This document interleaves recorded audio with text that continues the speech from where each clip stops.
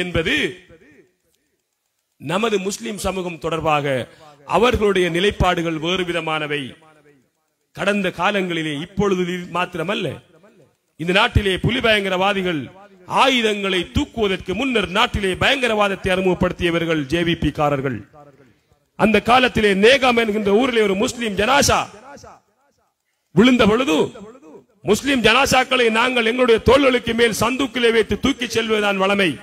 ஆனால் முஸ்லிம் ஜனாசாக்களை நீங்கள் அப்படி தூக்கி செல்லக்கூடாது, கயிற்றினை போட்டு உங்களுடைய முழங்காலின் கீழ்தான் அதனை நீங்கள் தூக்கி செல்ல வேண்டும் என்று கட்டளை இட்டவர்கள் தான் ஜேவிபியினர்.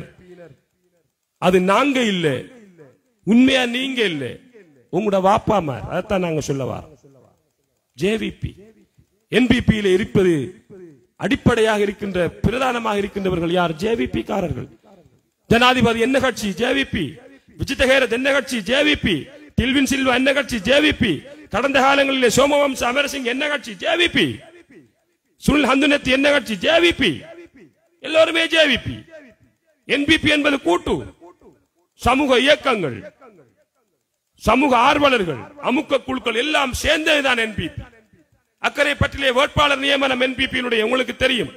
இங்கு வேட்பாளராக வர இருந்து கனவு கண்டவர் நான் சொன்னேனே, மாநகர சபை தொடர்பாக எழுதியவர், மாநகர நீப்பூங்கா தொடர்பாக பேசியவர், இங்கே பனமரத்தினை அட்டைப்படத்திலே போட்டு அக்கறை பற்றி எள்ளி நகையாடியவர், அவர் தான் கனவு கண்டு கொண்டிருந்தார். ஆனால் அங்கு நடந்தது வேறு. உங்களுக்கு கொள்கை இல்ல, நீங்க ஒரு காலத்தில் அங்க நிப்பேல் கொடியில, மறுக சமூக நீதிக்குள்ள நிப்பேல், மறு அங்க நிப்பேல், இங்க நிப்பேல், உங்களுக்கு மிஞ்சி இருக்கிற மஞ்சள் கலர் மட்டும்தான் என்று சொல்லி ஜேவிபியினுடைய வேட்பாளர் யார், ஜேவிபியினுடைய உறுப்பினர் யார், அவரை தெரிவு செய்து போட்டிருக்கின்றார்கள். அவ்வளவுதான். இப்படித்தான் இவருடைய நிலைமையும் வரலாறும் இருக்கின்றது. இப்பொழுது பிரச்சனை இவர்களுக்கு அக்கறை பற்றினுடைய அதிகாரத்தை அளிக்க வேண்டும். எழுதியவர்கள் எல்லாம் இப்பொழுது பேசுவதற்கு வந்திருக்கின்றார்கள் மேடையிலே. அரசியலை யதார்த்தமாக புரிந்து கொள்ள முடியாதவர்கள் மேடைகளிலே வந்து அதாவுல்லாவுக்கு ஏசுவது. அக்கறை பற்றில் அதாவுல்லாவுக்கு ஏசி எடுபடுமா? நாங்களும் சொல்லியிருக்கோம், அந்த ரெண்டு பேரையும் நீங்க தொடர்ந்து பேசணுங்க, நாங்க 4 கூட்டம் வச்சா போதும் என்று சொல்லியிருக்கோம். அங்க 2 பேரும் பேசினா போதுமாங்க. பச்சை பொய்களை கூறி மக்களுடைய மனங்களை மாற்றுவதற்காக அவர்களும் ஒரு வகையில் மத உணர்வுகளை தூண்டுகின்ற பேச்சுக்களை என்பிபி தன்னுடைய மேடைகளிலே பேசிக் கொண்டிருக்கின்றது. ஆகவே நாங்கள் கவனமாக இருக்க வேண்டும். ஆகவேதான் புதியவர்களை அனுப்புங்கள் என்கின்ற கோஷம். அப்படியாக இருந்தால் அனுரகுமார திசாநாயக்க, நீங்கள் எத்தனை ஆண்டுகள் பாராளுமன்றத்திலே இருந்தீர்கள்?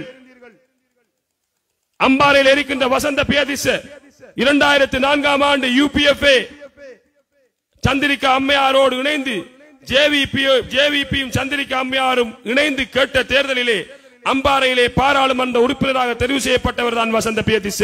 பழையவரா புதியவரா? மீண்டும் இடம் கொடுத்திருக்கின்றீர்கள். சுனில் ஹந்துனத்தி மாத்தறை மாவட்டம், விஜிதஹேரத் பிமல் ரத்நாயக்க நேஷனலிஸ்ட், அவருடைய மனைவி சமன்மாலி குணசிங்க எங்கே? கொழும்பு மாவட்டம். ஒரு டேர்மிலே முடித்துவிட்ட பிரதமர் ஹரிணி கொழும்பு மாவட்டம். இப்படி கிட்டத்தட்ட 10க்கும் அதிகமான பழையவர்கள் அங்கே இருக்கின்றார்கள். பழையவர்களுக்கு ஓய்வு கொடுப்போம் என்றால் முதலாவது உங்களுடைய அணியினருக்குத்தான் ஓய்வு கொடுக்க வேண்டும். மிகவும் நீண்ட காலமாக பாராளுமன்றத்தில் இருக்கின்றீர்கள். உங்களுடைய ஆசை ஜனாதிபதி கதிரை, அதனை எப்படியோ அடைந்திருக்கின்றீர்கள். மிகவும் பழையவர் நீங்கள். ஆகவே பழையவர்கள் புதியவர்கள் கதையை கதைப்பதற்கு உங்களுக்கு எந்த அதிகாரையும் கிடையாது. நீங்கள் புதியவர்கள் என்று கூறுவதற்குள் இருக்கின்ற சூட்சுமம் என்னவென்று நாங்கள் அறியாமல் இல்லை. உங்களுடைய சூட்சுமம் எல்லாம் என்னவென்று எங்களுக்கு தெரியும். ஆகவேதான் அக்கறை பற்று மக்கள் அக்கறை பற்றினுடைய பிரதிநிதித்துவத்தினை இழப்பதற்கு தயாராக இருக்கிறோமா இல்லையா என்பதை நீங்கள் முடிவு செய்ய வேண்டும். இங்கே கூக்குரல் இடுகின்ற நரிகளுக்கு நீங்கள் பதில் சொல்ல வேண்டும். இவர்கள் காலாகாலமாக எடுக்கின்ற இந்த பிரேத்தனங்களுக்கு நீங்கள் கடந்த காலங்களிலே பதில் சொல்லி இருக்கின்றீர்கள். இந்த முறையும் நீங்கள் பதில் சொல்ல வேண்டும். இப்படி ஒருபுறம் அவர்கள் இருக்க, மற்ற புறம் இன்னும் 2 சாரார். இவர்கள் ஆள் இல்லாத ஹோட்டலில் யாருக்கு டீ ஆத்துகிறார்கள்